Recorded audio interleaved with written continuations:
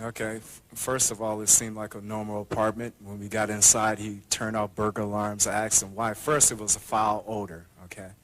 Tell us about that. What kind of an odor? It was just like an odor. I didn't quite know what it was. You know, he told me a sewer pipe had broke and management would take care of it. Now, you're fully clothed.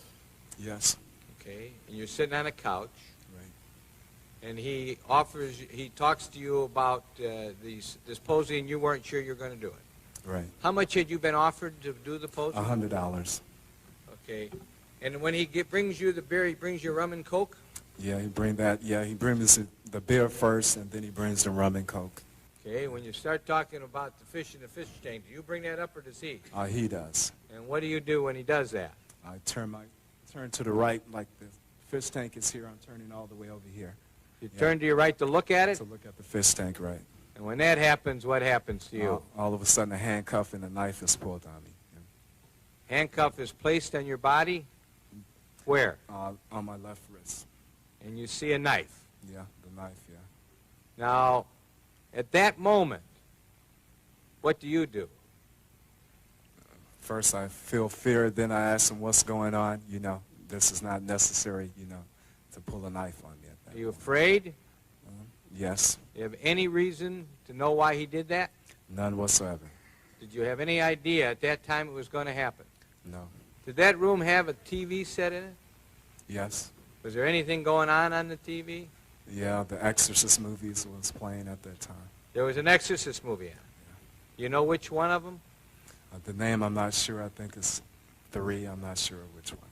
So there was a movie. Did you know it to be part of television or a VCR? VCR, normally that's not on regular television, so I thought it was VCR. You knew there was a movie showing. Right. Did you see him put it on, or was it on? No. When we first got into the apartment, he went through the back to the back bedroom. Maybe he put it on then. I'm not sure. Okay. And then what happened? You're both sitting on the bed? Yes. Are you still in handcuffs? Yes. Is he holding the handcuff? Right. You still have the knife? Right. Is it pointed at your side, as you've told us before? Right. You trying to be cool? Very much so. You're not fighting with him? No. What's your intention? What are you planning on doing? Getting away. I was contemplating on at the point jumping out the window. Yep. I was basically talking with this person, trying to let him know I was his friend. As you were sitting there on the bed, when he had you by the handcuff and a knife at your side, at that time, which would have been maybe 7 o'clock, Something like that. what impression was made upon your mind by the conduct, action, manner, expression, and conversation that you observed of Mr. Dahmer? His frame of mind is what you want to know, right? Okay, he acted. At times he would go through like different changes with me, you know. Tell us about that. 1 minute he's like nice, and then he was telling he didn't want people to leave him or abandon him, things of this nature, you know. Yeah. Well, what did you think about him as a person? What impression was made on your mind of this fellow that you're dealing with here? Yeah. That at times he wasn't himself, and then at times he was like a nice guy, you know. He would come and go different times, you know, throughout the whole time. Then he would like sit, being quiet at times, watching the movie, wanting me to watch the movie, you know, and just doing little chanting sounds, you know.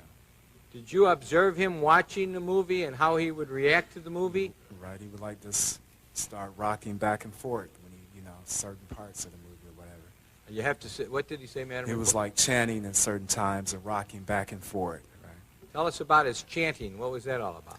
I'm not even sure, sir, but it was just like, I can't tell you the words. I couldn't understand what he was saying at that time. Can you mimic him?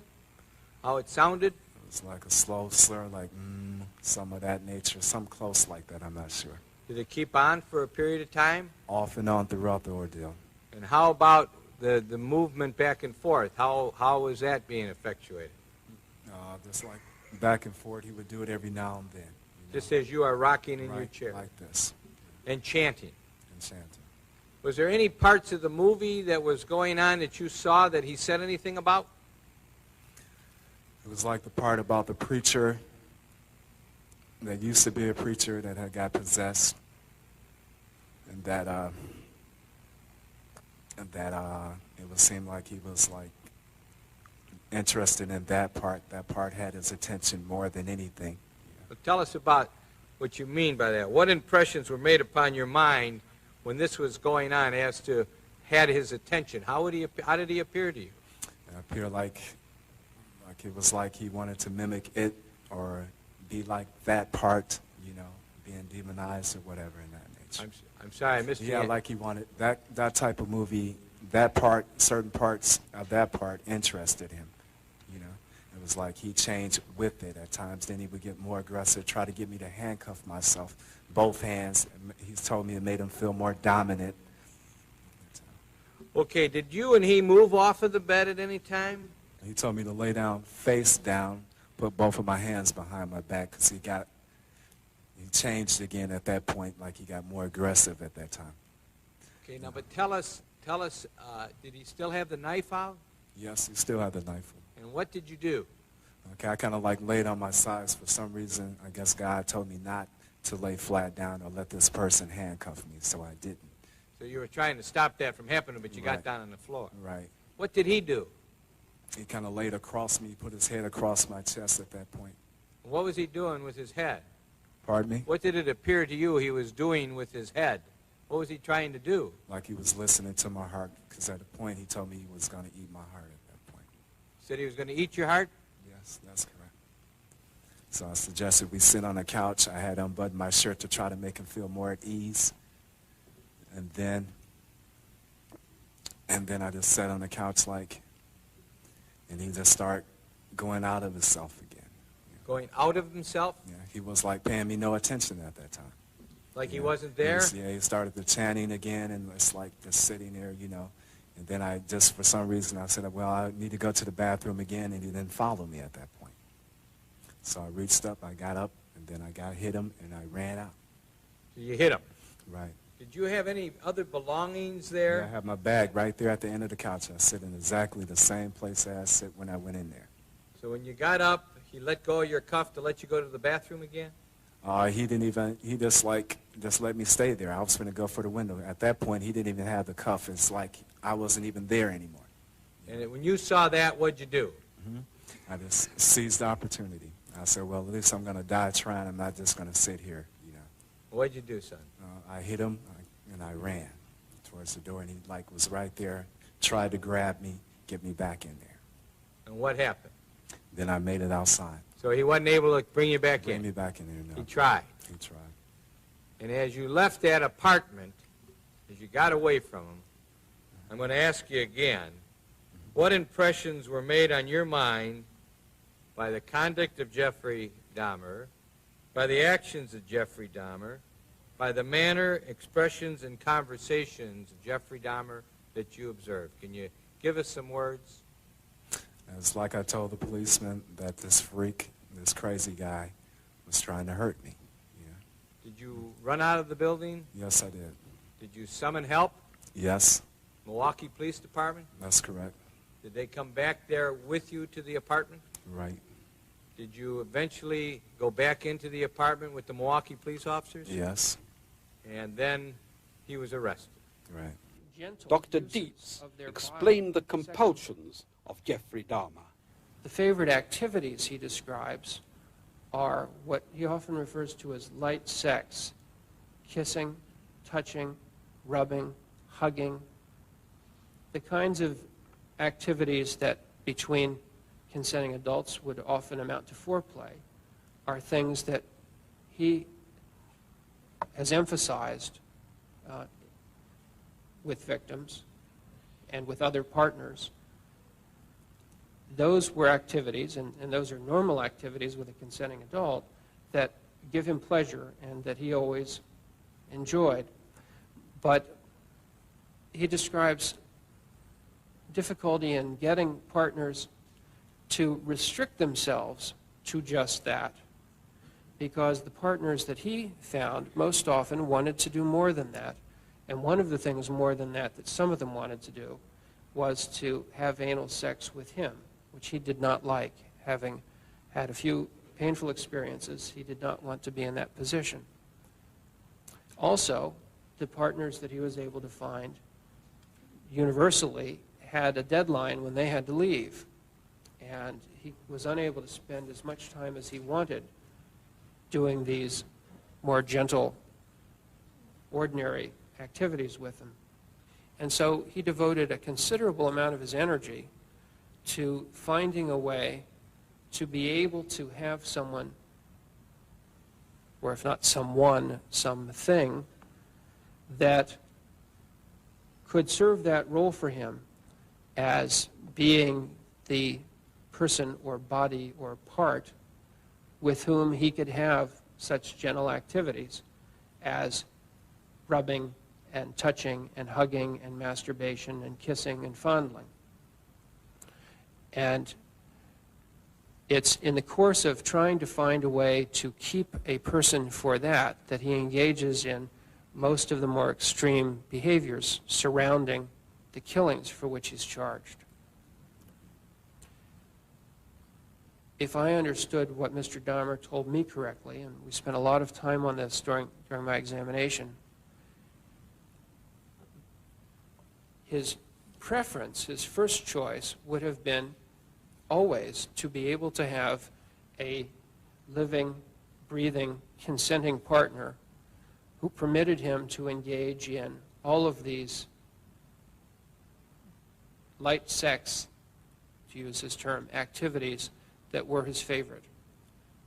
And in fact, he said to me that had any of the victims agreed to stay with him for several weeks, then he would not have killed them if they'd agreed to stay and do these things. And there were a few whom he found particularly appealing because the physique was so close to his ideal that had he been able to have a continuing relationship with those men, he felt he would have had no need for any of the rest of what he did, no particular desire to do it.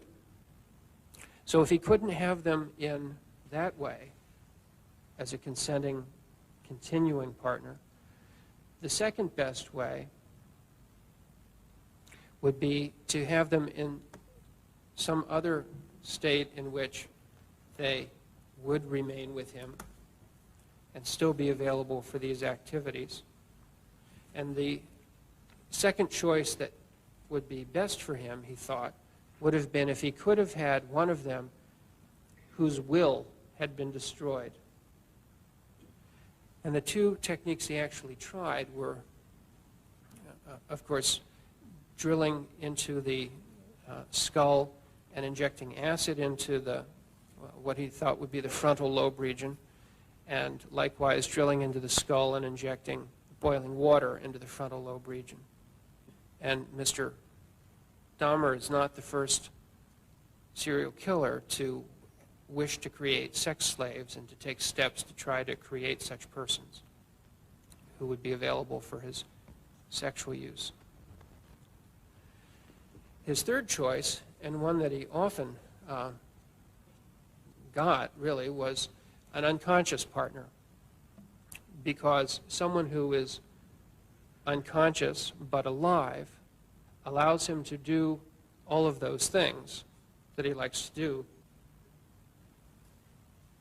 His next choice after that was that if he could find one man with sufficiently attractive physique to keep permanently while dead, that would be useful because he could do many of the things he wanted, though not quite all. And here what he considered was something he heard about on a TV show.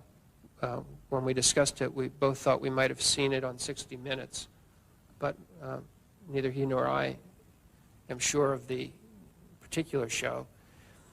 But one show did something on people who freeze-dried their pets.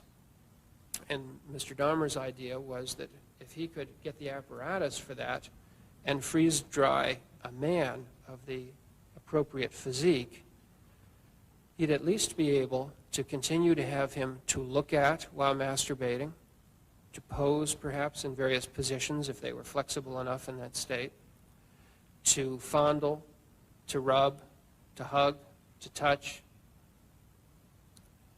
They would not have sounds to listen to, but they would have a lot of what he was interested in. And he thought that if he'd been able to freeze dry one of the more attractive men, that he would not have had a desire for the other victims. The step he took was to go to the library, and in a magazine he thought was called Taxidermy, he found an advertisement from a supplier of the equipment for freeze-drying animals, and found that there were two sizes of the machines, one of which seemed like it might be large enough for humans, but the cost was prohibitive. It cost $30,000 or so, he thought, and so that was not an available option.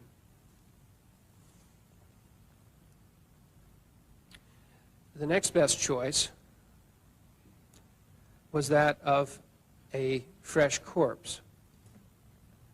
Now, the fresh corpse, like the freeze-dried person, has the problem of not having any sounds to listen to, but it has the additional problem that it will not stay fresh.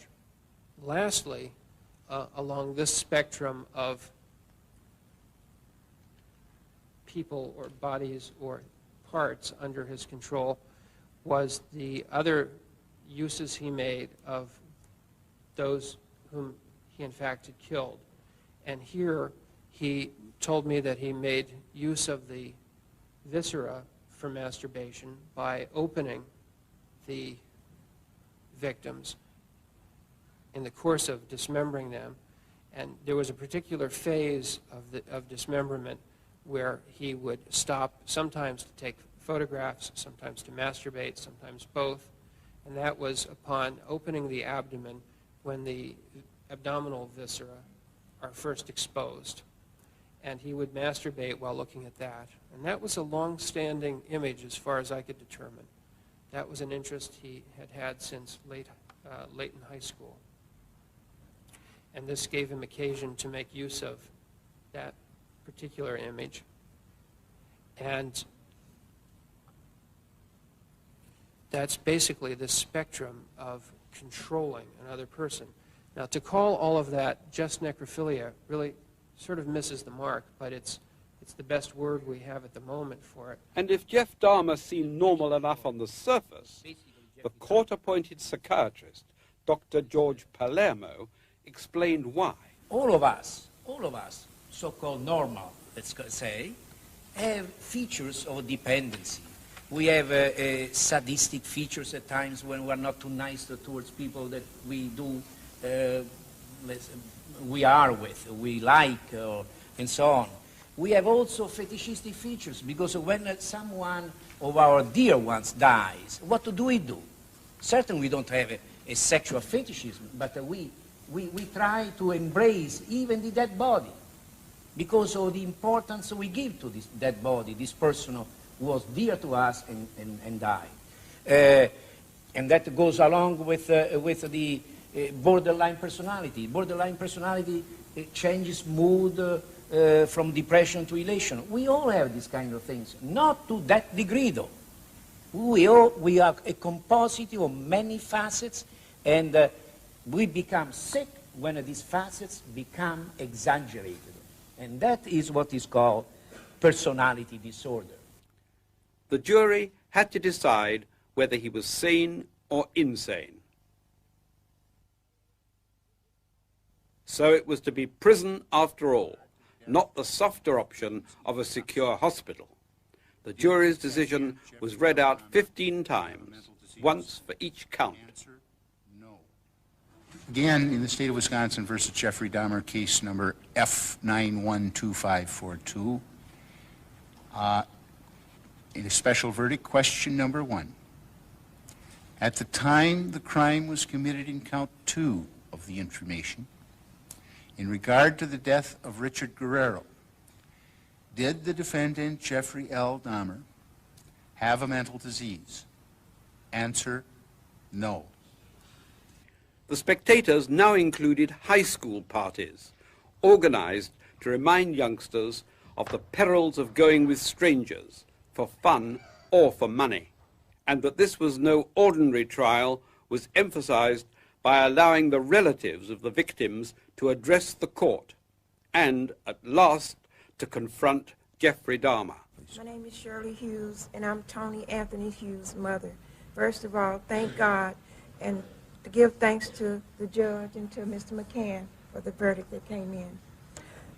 I would like to say to Jeffrey Dahmer that he don't know the pain, the hurt, the loss, and the mental state that he had put our family in.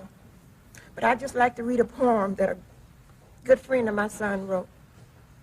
Tony thought you was his friend. He knew you.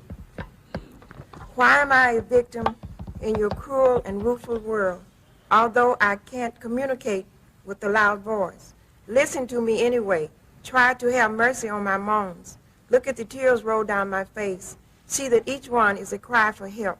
And realize my sign are showing you that I want to live. Tell me just what is it that I've done to you to make you such a monster, to make you such a maniac, to make you such a devil. My God, who are you? What are you? You have never shown me this side of you. I put my trust in you. I thought you were my friend until the end, yet I didn't know you as well as I thought. I never felt the end would be this way. Is there anyone that can help me? Mom, dad, sister, brother, someone, please help me. What's happening to me? Everything seems to be slowing down. I'm confused, I'm drowsy. My coordination has been contaminated. My friend, what is it that you is giving me? What is it that you're doing to me? I'm helpless. Is that a thrill to you to know that I can't fight you back? And that the hardest struggle in my life is fighting to keep my eyes open with the hope of seeing the dawn of a new day. Yet you have total control over me. My life is in the hands of once a friend, but now a total stranger who have become my worst nightmare. But one day I know you'll get caught. You think you're smooth at what you're doing. Remember, whatever's done in the dark, it will come to the light, and the whole world will know just how ugly a person you really are. Mom, I'm gone. My hope, my breath, my want to live have been taken away from me unwillingly and emotionally. I know that there's a dragon piercing your heart day and night because of this, but yet I'm not far away. When you get cold, I wrap my arms around you to warm you. If you get sad, I'll softly grab your heart and cheer you up. 2 fingers and 1 thumb means I love you in sign language. My son was deaf. When you cry, take 1 teardrop and place it outside your window ledge. And when I pass by, I'll exchange it for one of mine. 2 fingers and 1 thumb, Mom. My name is Dorothy Straughter. I'm Curtis Straughter's mother. I don't have nothing prepared to say. It's just a few things that I would like to say. You took my 17-year-old son away from me. I'll never get a chance to tell him that I loved him. I'd have a chance to tell him that I loved him the last time I saw him, which will be a year tomorrow. You took my daughter's only brother away from her.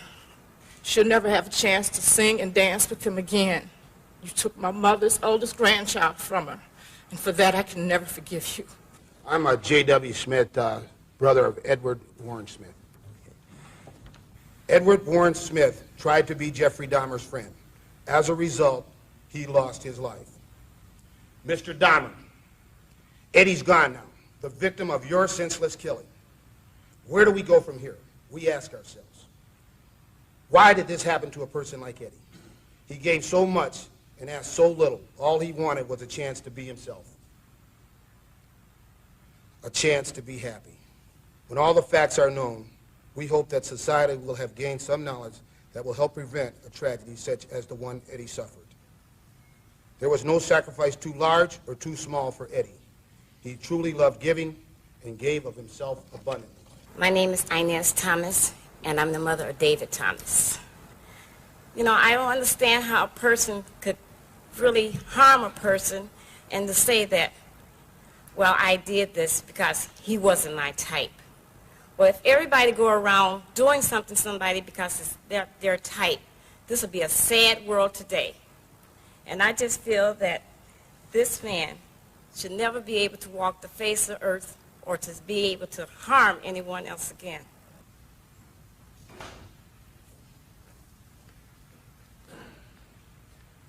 Good morning, Honor. My name is Donald Bradoff. For the Bradoff family, as much as love in our family and close, my mother gave 5 beautiful kids. He destroyed the baby of the family. And I hope you go to hell. I love this world. You guys did a wonderful job. Bottom of my heart, thank to God, I got a lot of strength. Thank you all. God bless America. Excuse me.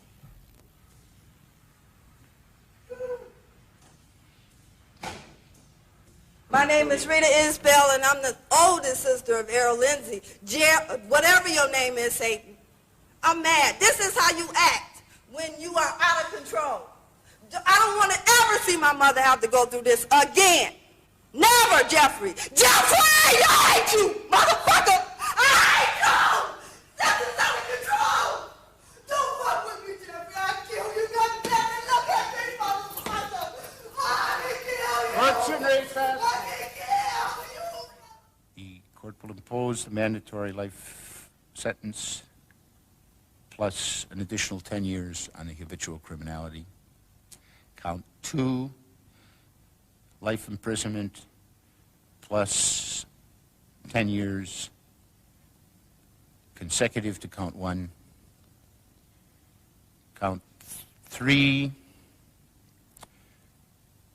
life imprisonment with the date of parole eligibility 70 years from the inception of that particular sentence. I don't have all the numbers that I can't work it out, but it'll be 70 years from the beginning of that sentence, which will be consecutive to count 2. Count 4, life imprisonment with a parole eligibility to be 70 years from the commencement. Count 15, life imprisonment with parole eligibility to be 70 years after the inception of that sentence to be consecutive to count 14. I believe I have, and I intended to follow the recommendation of the state. I could have said something different which would have had the same impact. I really see nobody gains anything by just to say more and more years. The important point is that the sentence is structured in such a way that this defendant will never again see freedom. Your Honor, it is over now. This has never been a case of trying to get free. I didn't ever want freedom. Frankly, I wanted death for myself. This was a case to tell the world that I did what I did not for reasons of hate. I hated no one. I knew I was sick or evil or both. Now I believe I was sick. The doctors have told me about my sickness, and now I have some peace. I know how much harm I have caused. I tried to do the best I could after the arrest to make amends, but no matter what I did, I could not undo the terrible harm I have caused. I feel so bad for what I did to those poor families, and I understand their rightful hate. I decided to go through this trial for a number of reasons. One of the reasons was to let the world know that these were not hate crimes. I wanted the world in Milwaukee, which I deeply hurt, to know the truth of what I did. I didn't want unanswered questions. All the questions have now been answered. I wanted to find out just what it was that caused me to be so bad and evil. But most of all, Mr. Boyle and I decided that maybe there was a way for us to tell the world that if there are people out there with these disorders, maybe they can get some help before they end up being hurt or hurting someone. I think the trial did that.